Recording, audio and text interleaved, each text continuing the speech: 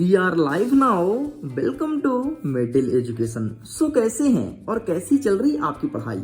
Already video number first upload हो चुका है, जो कि कक्षा 9वीं के गणित का फुल सोल्यूशन अपलोड कर दिया हूं।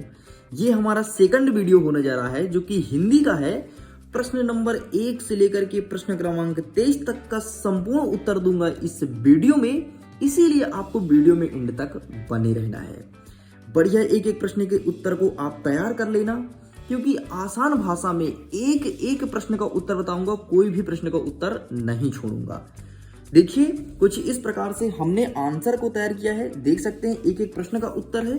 इतना ही नहीं, क्वेश्चन बैंक की सहायता से 2 नंबर 3 नंबर 4 नंबर सभी प्रश्न के उत्तर को दिखाने वाले हैं।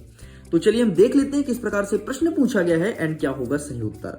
यहाँ पे लिखा है अभ्यास प्रश्न पत्र, ठीक है, देख सकते हैं यहाँ पे लिखा है कि अभ्यास प्रश्न पत्र कक्षा 9वीं की हिंदी विषय का होना है। टोटल आपका पेपर 75 नंबर का रहेगा, समय मिलेंगे 3 घंटे।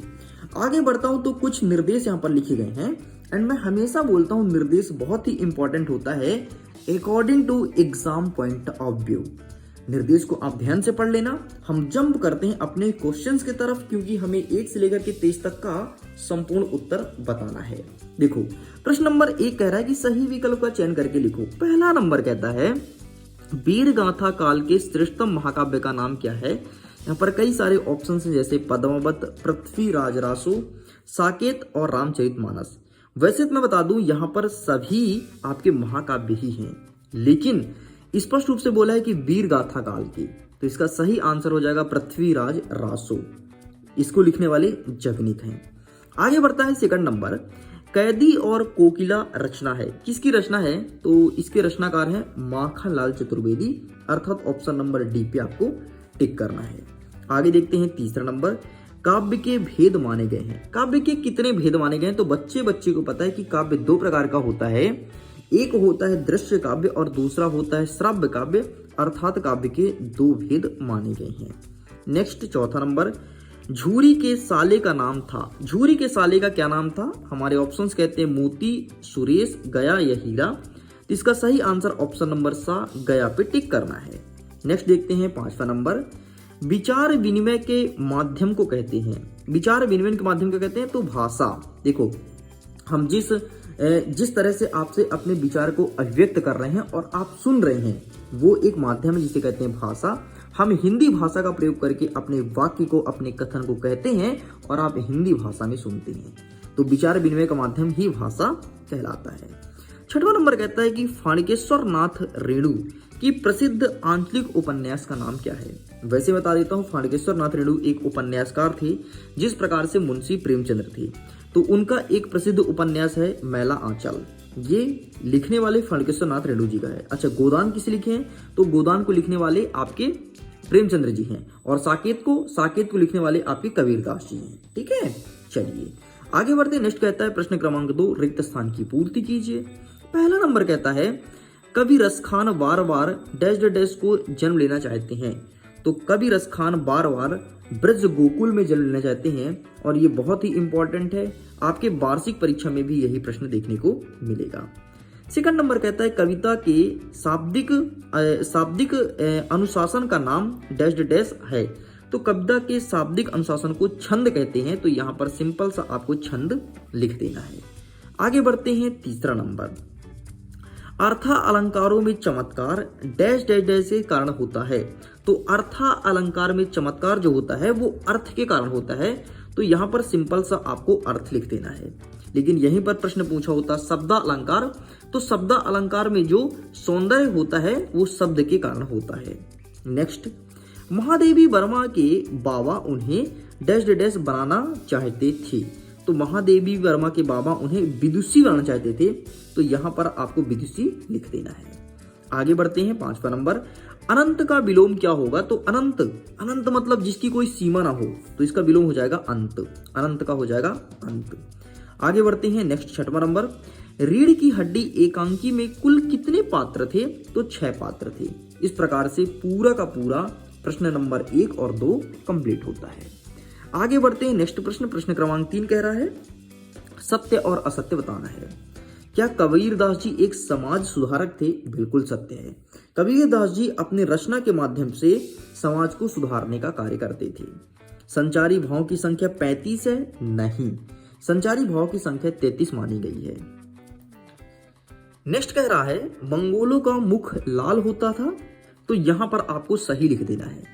नेक्स्ट कहता है कहानी गद्य की गौण विधा में आती है? बिल्कुल सत्य है। नेक्स्ट कहता है भूपति में ती उपसर्ग है? नहीं, वे शब्द जो शब्दों के आगे लगते हैं उसे कहते हैं उपसर्ग, तो भूपति में भू उपसर्ग होगा, ती नहीं होगा, अर्थात यहां पर असत्य लिखना है। नेक्स्ट, लेखिका मृदुला गर्ग की तीसरी नंबर की बहन का नाम चित्रा था, तो सत्य हो जाएगा। इस प्रकार से पहला, तीसरा, चौथा और छठवां सही, बाकी आपका दूसरा और पांचवा गलत हो जाएगा। आगे बढ़ते, नेक्स्ट कहता है प्रश्न क्रमांक 4, जिसमें कहता है सही जोड़ी का मिलान कीजिए। आइए मिलाते हैं आपके सामने। सबसे पहले कहता है ललध्य, तो इसका सही आंसर हो जाएगा कश्मीरी कवियत्री। नेक्स्ट कहता है सवैया, तो सवैया आपका एक वाणिज्य छंद है। नेक्स्ट कहता है आग का तत्सम, तो ये हो जाएगा अग्री। नेक्स्ट कहता है हरिशंकर परसाई, तो इनकी एक रचना है हंसते हैं रोते हैं। नेक्स्ट कहता है इंद्र का पर्यायवाची, तो इंद्र का हो जाएगा सुरपति। और ये लिखा है बगलकोट, तो इसका सही आंसर आपका हो जाएगा कर्नाटक का छोटा कस्बा। इस प्रकार से पूरे कंप्लीट होते हैं। अच्छा, इन सब का आंसर मैं दिखाऊंगा, पीडीएफ भी मिलेगा, टेंशन नहीं लेना है। पीडीएफ का लिंक वीडियो के डिस्क्रिप्शन बॉक्स में दिया गया है। पूरा का पूरा पेपर विथ सॉल्यूशन पीडीएफ को डाउनलोड कीजिए। इसके अलावा आप इन प्रश्न के उत्तर को यहां पर भी देख सकते हैं। मैं अभी दिखाऊंगा, पहले आगे क्वेश्चंस को कवर कर लेते हैं। निम्नलिखित प्रश्नों का उत्तर एक शब्द या एक वाक्य में देना है। पहला नंबर कहता है गांव में शहरी मेहमान डैश डैश की तरह सज धज कर कौन आया, तो यहां पर बादल लिखना है। प्रबंध काव्य के भेद का नाम लिखो, तो महाकाव्य और खंड काव्य हो जाएगा। श्यामाचरण दुबे ने किस विश्वविद्यालय से पीएचडी की उपलब्धि प्राप्त की थी, तो नागपुर विश्वविद्यालय जो कि महाराष्ट्र में है। नेक्स्ट कहता है रचना के आधार पर वाक्य के कितने भेद होते हैं, तो 3 होते हैं। ठीक, संयुक्त वाक्य, साधारण वाक्य और मिश्रित वाक्य। नेक्स्ट कहता है लेखिका मृदुला गर्ग की परदादी ने मंदिर में जाकर के क्या मन्नत मांगी थी, तो वो कहती थी कि जो भी पहला बच्चा होगा वह लड़की हो, ये मन्नत मांगी थी, मतलब लड़की की मन्नत मांगी थी। नेक्स्ट 6वां नंबर, इस जल प्रलय में पाठ में बाढ़ के पानी को क्या कहा गया है, तो मृत्यु का तरल दूत कहा गया है। ठीक है, चलिए अब देख लीजिए क्या हो जाएगा आपका सही उत्तर। देखो प्रश्न क्रमांक 1 का सही उत्तर ये लिखा गया है, बगल में ही प्रश्न क्रमांक 2 का उत्तर अवेलेबल है, और इसके बगल में ये रहा प्रश्न क्रमांक 3 का उत्तर। आगे बढ़ते हैं, तो ये रहा प्रश्न क्रमांक 4 का उत्तर। ठीक है, अच्छा यहाँ पर शब्द अलंकार नहीं होगा, यहाँ पर अर्थ अलंकार होगा, जिसको मैंने टिक किया, इस चीज को ध्यान रखना। ये रहा प्रश्न क्रमांक 5 का उत्तर, तो आप इनका भी स्क्रीनशॉट ले सकते हैं। चलिए इसे साइड करते हैं और आगे अब हम अपने क्वेश्चन बैंक की सहायता से एक एक प्रश्न के उत्तर को कवर करेंगे। चलिए 6वां नंबर कहता है पद्य साहित्य के इतिहास को कितने कालों में बांटा गया है, कालक्रम को कालों में लिखो, क्रम से काल के नाम लिखो। एंड अथवा में कहता है नई कविता के कोई 2 कवि का नाम और उनकी एक एक रचनाएं लिखनी है। तो आइए हम दिखा देते हैं आपको प्रश्न क्रमांक 10 में, पेज क्रमांक 10 में इसका आंसर अवेलेबल है आपके क्वेश्चन बैंक पे। अगर आपके पास क्वेश्चन बैंक है तो आप स्क्रीनशॉट या पीडीएफ को डाउनलोड नहीं कीजिए, आप आसानी से क्वेश्चन बैंक के माध्यम से भी देख सकते हैं। आगे बढ़ते हैं, प्रश्न नंबर 6 कह रहा है पद्य साहित्य के इतिहास को कितने कालों में बांटा गया है, क्रम से काल का नाम लिखना है। अथवा में कहता है नई कविता की कोई 2 कवि का नाम लिखो और उनकी एक एक रचनाएं भी बतानी है। तो आइए देखते हैं इसका सही उत्तर आपको क्या लिखना है।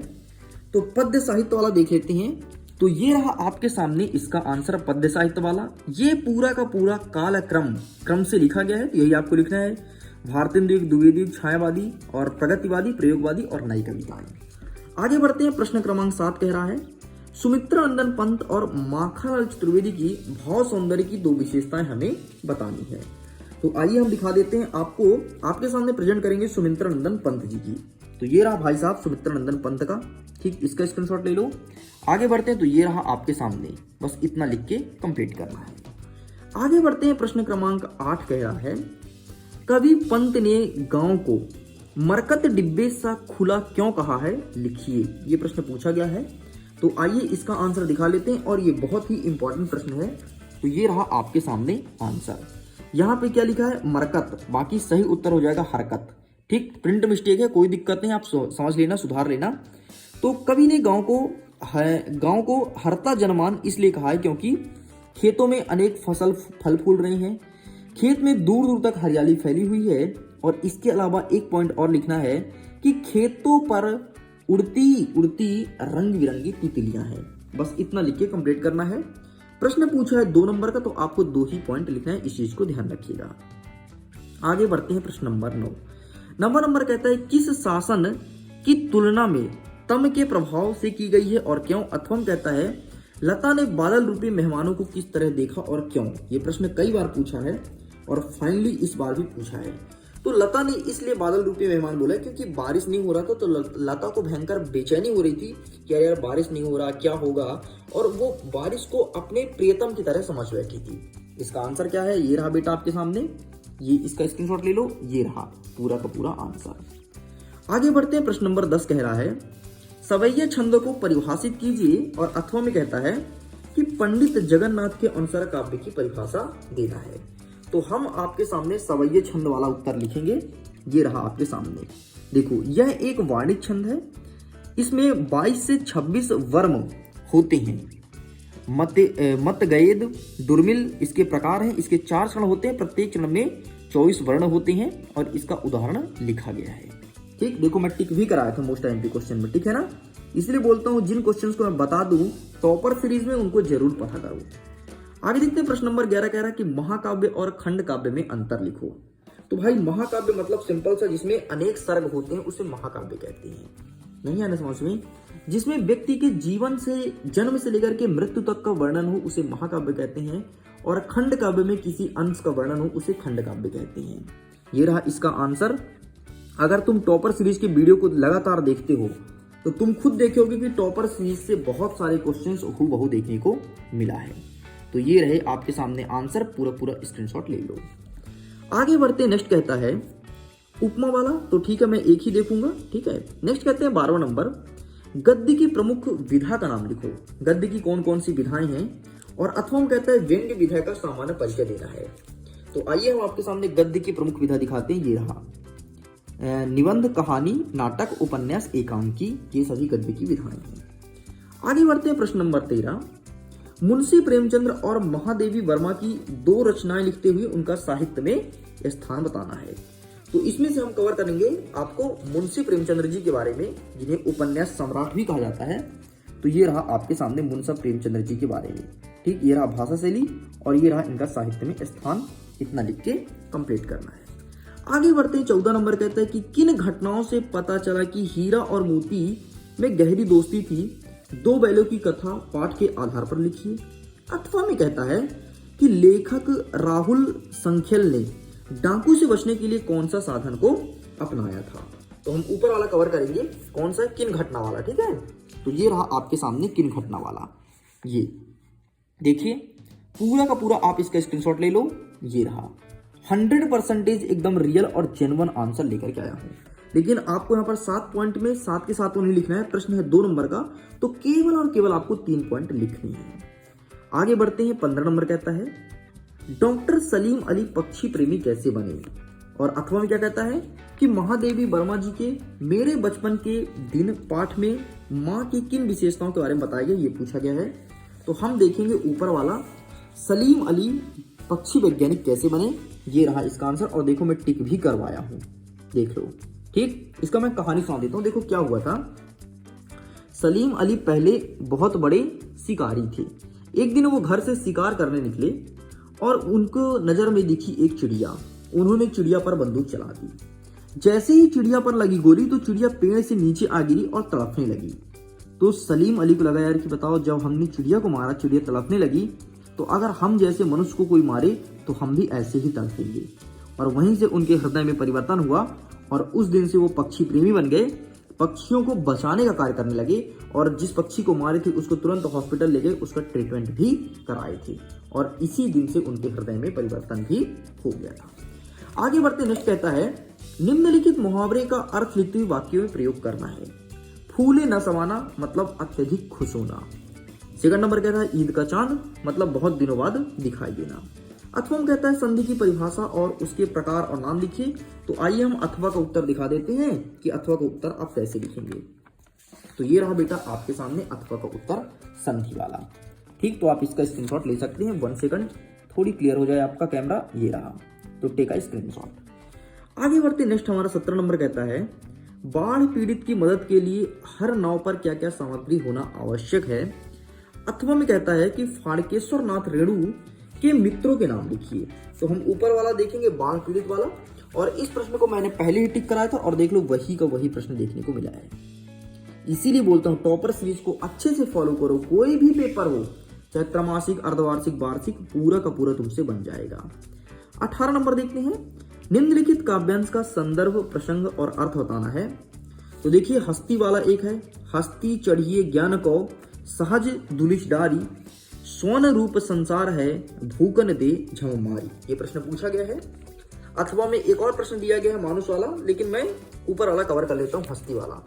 तो ये रहा बेटा आपके सामने प्रश्न और ये रहे इसके आंसर्स। बस इतना लिख के कंप्लीट करना है। आगे बढ़ते हैं, प्रश्न नंबर 19 कह रहा है कि निम्नलिखित गद्यांश को पढ़ करके संदर्भ प्रसंग सहित व्याख्या करना है। गद्यांश दो दिया गया है, तो हम नीचे वाला प्रयास करेंगे कि नीचे वाला आंसर आपको दिखा देते हैं। टोपी वाला ये रहा आपके सामने, देखो टोपी 8 आने में मिल जाती है और जूते उस जमाने में भी 5 रुपए से कम के मिलते होंगे। जूता हमेशा टोपी से कीमती रहा है, अब तो जूता की कीमत और भी बढ़ गई है। और पर 25 टोपी न्यौछावर होती है, तुम भी जूते और टोपी के अनुपातिक मूल्य के मारे हुए थे। यह विडंबना मुझे इतनी तीव्रता से कभी नहीं चुभी जितना आज चुभ रही है। जब मैं तुम्हारा फटा जूता देख रहा हूं, तुम महान कथाकार, उपन्यास सम्राट, युग प्रवर्तक जाने क्या क्या कहलाते थे, मगर टोपी में भी तुम्हारा जूता फटा हुआ था। ये मुंशी प्रेमचंद्र जी के बारे में लिखा गया है एंड ये रहा आपके सामने। तो इस प्रकार से आप इसका आंसर लिख दीजिए। आगे बढ़ते, नेक्स्ट कहता है 20वां नंबर, यातायात के नियम पर हमें एक अनुच्छेद लिखना है। और अथवा कहता है कि भविष्य में आप क्या बनना चाहते हैं, इस विषय पर बड़े भाई से संवाद कीजिए। बहुत ही बेहतरीन आंसर है। नीचे वाला तो बहुत ही अच्छा है कि भविष्य में आप क्या बनेंगे, लेकिन हम आपको यातायात के ऊपर दिखा देते हैं कि यातायात के ऊपर कैसे लिखेंगे। ये रहा आपके सामने। ठीक, चलिए आगे बढ़ते हैं। प्रश्न नंबर 21 कह रहा है कि अपठित काव्यांश को पढ़ना है और गद्यांश को पढ़ना है और प्रश्न का उत्तर देना है। तो हम आपको नीचे वाला उत्तर बता रहे हैं। ठीक है, देखो मानव जीवन के लिए मनोरंजन का अत्यधिक आवश्यक है, मानव जीवन के लिए मनोरंजन की अत्यंत आवश्यकता है। मनोरंजन के कार्य तथा साधन कुछ क्षण के लिए मानव जीवन के गहन बोझ को कम करके व्यक्ति में उत्साह का संचालन कर देती हैं। मानव सृष्टि के आरंभ से ही मनोरंजन की आवश्यकता प्राणियों के अनुभव की होगी और जैसे जैसे समय व्यतीत होता गया वैसे वैसे नवीनतम खोज इस अभाव को पूरा करने के लिए की गई। हमारा प्रश्न कहता है उपयुक्त गद्यांश का उचित शीर्षक क्या होगा। तो सिंपल सा मनोरंजन हो जाएगा पहले का उत्तर। प्रश्न नंबर 2 कह रहा है मानव जीवन के लिए मनोरंजन क्यों आवश्यक है। तो इसका आंसर लिखेंगे मानव जीवन के गहन बोझ को कम करके व्यक्ति को उत्साह का संचरण कर देता है, इसलिए मनोरंजन आवश्यक है। तीसरा नंबर कहता है उपयुक्त गद्यांश का सारांश लिखिए। तो सिंपल सा इस कथन को आप पढ़िए, पढ़ने के बाद आपको जो भी समझ में आए वो लिख दीजिए, यही इसका सारांश कहलाएगा। आगे कहता है प्रश्न नंबर 22 अपने प्राचार्य को स्थानांतरण प्रमाण पत्र हेतु एक आवेदन पत्र लिखिए। अथवा कहता है कि प्रातःकालीन सैर का लाभ बताते हुए अपने छोटे भाई को पत्र लिखा है कि भाई तुम भी थोड़ी दौड़ने जाया करो। हम ऊपर वाला आंसर देखते हैं, ये रहा आपके सामने। ये जो शाला त्याग प्रमाण पत्र लिखा है ना, इसी को कहते हैं बेटा स्थानांतरण प्रमाण पत्र। देखिए विषय में भी लिखा है स्थानांतरण प्रमाण पत्र हेतु आवेदन पत्र। तो ये रहा, इसका स्क्रीनशॉट लो और आगे ये रहा इसका उत्तर। इस प्रकार से ये भी कंप्लीट होता है। आगे बढ़ते हैं, हमारा अंतिम और 23वां नंबर कह रहा है। देखिए अब हम 23वां तक पहुंच चुके हैं। मैं आपसे प्रॉमिस किया था ना कि प्रश्न क्रमांक 1 से लेकर के 23 तक का संपूर्ण उत्तर दूंगा और फाइनली दिया भी। तो वीडियो को दिल से लाइक कीजिए और चैनल को सब्सक्राइब कर लीजिए। मिडिल एजुकेशन ऐसा ही कंटेंट प्रेजेंट करता है और ऐसा तगड़ा कंटेंट देता हूं जो तुम्हारे एग्जाम में देखने को मिलता है। अभी हाल ही में मैं टॉपर सीरीज स्टार्ट किया हूं वार्षिक परीक्षा के लिए। अगर आप उस सीरीज से नहीं जुड़े हैं तो जल्द ही जुड़ जाइए। आप उसमें जुड़ने के लिए सिंपल सा टेलीग्राम पर जुड़ना पड़ेगा। जैसे ही आप टेलीग्राम पर जुड़ते हैं और आपका प्री बोर्ड एग्जाम खत्म होता है, टॉपर सीरीज के वीडियोस बैक टू बैक मिलना स्टार्ट हो जाएगा। खैर अभी तो हम देख लेते हैं प्रश्न क्रमांक 23 किसी एक विषय पर रूपरेखा सहित सारगर्भित निबंध लिखना है। जल संरक्षण हो गया आपका, पर्यावरण प्रदूषण का कारण और निदान हो गया। इसके अलावा मेरी प्रिय पुस्तक के ऊपर है और लिखा है विद्यार्थी जीवन के बारे में, मतलब आदर्श विद्यार्थी गुण और खेल का महत्व। हम देख लेते हैं मेरी प्रिय पुस्तक, ये रहा। ठीक, तो इस प्रकार से इसका स्क्रीनशॉट लीजिए। ये रहा, आप इसका स्क्रीनशॉट लो। ये रहा, आप इसका स्क्रीनशॉट लो। ये रहा, इसका भी स्क्रीनशॉट लीजिए। और ये रहा अंतिम में उपसंहार। तो इस प्रकार से पूरा का पूरा सोल्यूशन दे दिया हूँ। पीडीएफ को डाउनलोड कीजिए, लिंक डिस्क्रिप्शन बॉक्स में है। मैं वीडियो को एंड करना चाहता हूँ। जल्द ही मिलेंगे एक नए पेपर के साथ। सो भी के लिए बाय बाय एंड एग्जाम के लिए ऑल द बेस्ट।